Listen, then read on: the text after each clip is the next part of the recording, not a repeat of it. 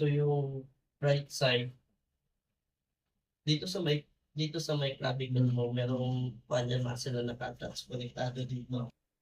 Pwede yung muscle na nag-iigas dito. Yung muscle na yun, pag konektado niyan, iipit niyan dyan. Siguro one-sided, contracted. Kaliwa ka ba? Ano yung tutulog? Kaliwa at kanan. Kaliwa.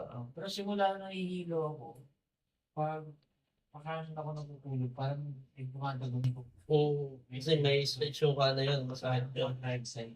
Kaya nung nangyari, dahil nga tight yung kabila, so ito yung nangyari sa nagkaroon ng, dahil tight yung mga muscle dito sa anterior, bumaba. So nagkaroon ng mag-forward, tapos gumilid pa.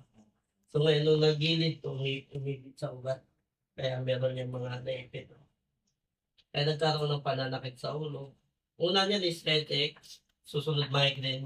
Kaya lang ngayon, nasa vertigo na siya. So, dito ito sa kailangan ko ng covered disease sa sinasabi. Sisa ko. Ganun dapat. Tulogin mo ba?